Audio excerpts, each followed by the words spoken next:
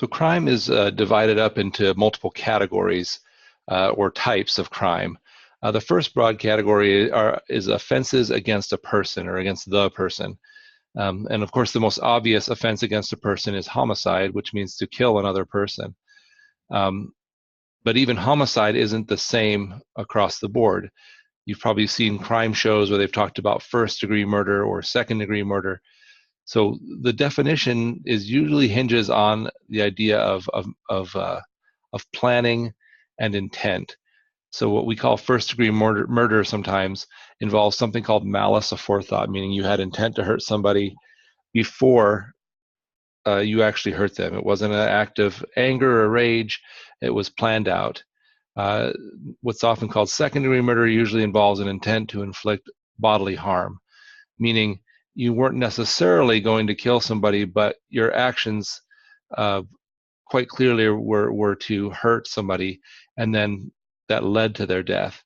And then the third is what's called manslaughter, which is in essence homicide by negligence, killing somebody through your actions but with no intent to harm them in any way. The second type of offense against a person is assault and battery. We tend to think of assault as hitting somebody, but an assault really is an attempt to commit a battery, and a battery is that hitting someone or harming them in some way, an unlawful application of force. The second type or large group of crime are offenses against property. They include theft, receiving stolen property, forgery, and extortion. I think most of us know what theft is. That's taking something that's not yours. Larceny is usually the term used for stealing someone else's personal property, as opposed to robbery, which is larceny by force or larceny through violence or intimidation. And then embezzlement, which is stealing property where the thief already had legal possession of it. So it usually involves somebody who, say, was in legal possession of the money of a business and then used that legal possession to help them steal. So as opposed to just going and taking something from someone. Receiving stolen property is just what it sounds like, taking something that's stolen and buying it.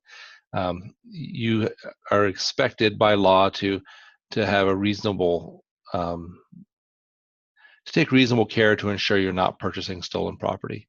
Forgery is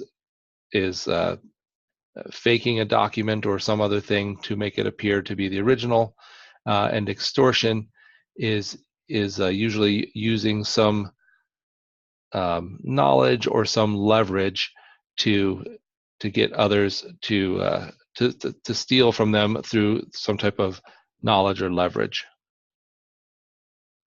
And then finally, we have offenses against habitation. Those include burglary, which we tend to think of as means stealing, but it really just means breaking into or breaking and entering into a dwelling. And the original law was written in the nighttime. In some places, it still stands that way on the books. But now, a lot of places, breaking in at any time is burglary. And then arson, of course, is malicious burning of a dwelling, pretty much any other building. So those are the broad categories and types of crimes. There's a few other offenses that the book covers, such as bribery or perjury. And then also the book covers the concept of white-collar crime, which is a lot of the crime you see in business. Their violations of certain laws are usually considered white-collar crime. And I won't go deeply into them. If you want to learn more, you can read more about them in the book or in the full lecture.